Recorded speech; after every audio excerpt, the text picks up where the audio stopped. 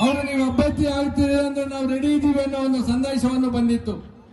ಆದರೆ ನನ್ನನ್ನು ನಂಬಿ ತಾಲೂಕಿನ ಜನ ನನ್ನನ್ನು 30 ವರ್ಷಗಳಿಂದ ಕೈ ಹಿಡಿದಿದ್ದಾರೆ. ನಾನು ಅವರ ವಿಶ್ವಾಸಕ್ಕೆ ಧಕ್ಕೆ ತರೋ ರೀತಿಯಲ್ಲಿ ನಡೆದುಕೊಳ್ಳೋದಿಲ್ಲ. ಅಧಿಕಾರ ಇರ್ತದೆ, ಹೋಗ್ತದೆ.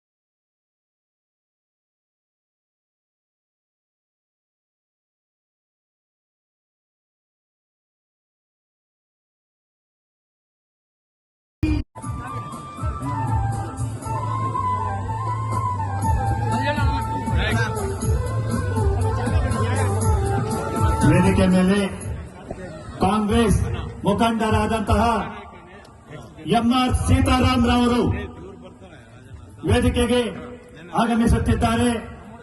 ಅವರಿಗೂ ಕಾರ್ಪೊರೇಟರ್ ಆದಂತಹ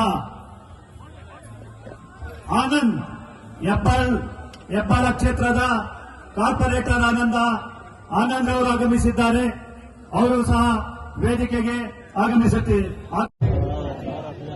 ಲೋಕಸಭಾ ಕ್ಷೇತ್ರದ ಸಾರ್ವತ್ರಿಕ ಚುನಾವಣೆಯ ಅಂಗವಾಗಿ ಗೌರಿಬಿದನೂರು ತಾಲೂಕಿನ ಕಾಂಗ್ರೆಸ್ ಪಕ್ಷದ ಮುಖಂಡರ ಮತ್ತು ಕಾರ್ಯಕರ್ತ ಸಭೆಯಲ್ಲಿ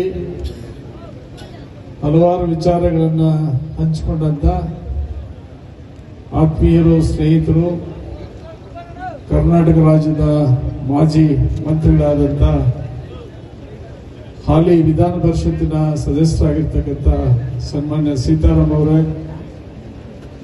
ಬೆಂಗಳೂರು ನಗರದ ಕಾರ್ಪೊರೇಟರ್ ಆಗಿದ್ದಂಥ ಆನಂದ್ ಅವರೇ, ಜಯರಾಮ್ ಅವರೇ, ನಮ್ಮ ಜಿಲ್ಲೆಯ ಕಾಂಗ್ರೆಸ್ ಪಕ್ಷದ ಅಧ್ಯಕ್ಷರೇ, ಗೌರಿಬಿದನೂರು ತಾಲೂಕಿನ ಬ್ಲಾಕ್ ಕಾಂಗ್ರೆಸ್ ಅಧ್ಯಕ್ಷರುಗಳೇ, ವಿವಿಧ ಸಂಘ ಸಂಸ್ಥೆಗಳ ಎಲ್ಲ ಗೌರವಾನ್ವಿತ ಪದಾಧಿಕಾರಿಗಳೇ, ಮತ್ತು ಬಹಳ ಬಿಸಿಲಿದ್ರೂ ಕೂಡ ತಾವೆಲ್ಲ ಅಲ್ಲಿ ಇಲ್ಲಿ ಮರದ ಕೆಳಗಡೆ ಎಲ್ಲ ನಿಂತಿದ್ದೀರಿ. ಬಹಳ ಅಪಾರ ಸಂಖ್ಯೆಯಲ್ಲಿ ಕಾರ್ಯಕ್ರಮದಲ್ಲಿ ಭಾಗವಹಿಸಿರ್ತಕ್ಕಂಥ ಕಾಂಗ್ರೆಸ್ ಪಕ್ಷದ ಎಲ್ಲ ಮುಖಂಡರೇ, ಕಾರ್ಯಕರ್ತ ಬಂಧುಗಳೇ, ಸುದ್ದಿ ಮಾಧ್ಯಮ, ದೃಶ್ಯ ಮಾಧ್ಯಮದ ಎಲ್ಲ ನನ್ನ ಗೆಳೆಯರೇ, ಗೌರಿಬಿದನೂರು ತಾಲೂಕು ಇತಿಹಾಸದಿಂದ ಕೂಡ ಕಾಂಗ್ರೆಸ್ ಪಕ್ಷದ ಭದ್ರಕೋಟೆ ಆಗಿದೆ. ಬಹುಶಃ ನಾವು ಸ್ವಾತಂತ್ರ್ಯ ಬಂದ ಮೇಲೆ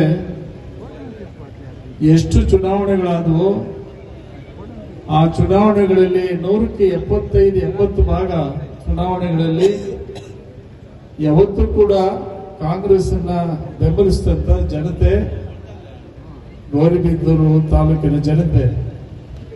ಕಾರಣ ಸ್ವಾತಂತ್ರ್ಯದ ಕಿಚ್ಚನ್ನ 12ನೇ ತಾರೀಕಿಂದ ಪ್ರತಿ ಪಂಚಾಯತ್ಗೆ ನಾನು ಬರ್ತೇನೆ. ಪ್ರತಿ ಪಂಚಾಯತ್ ಕಾರ್ಯಕರ್ತರೆಲ್ಲ ಕೂರಿಸಿ ಮಾಡೋಣ. ಅದಾದ್ಮೇಲೆ ಹೋಬಳಿ ಮಟ್ಟದ ಸಭೆಗಳನ್ನು ಮಾಡೋಣ. ಅದಾದ್ಮೇಲೆ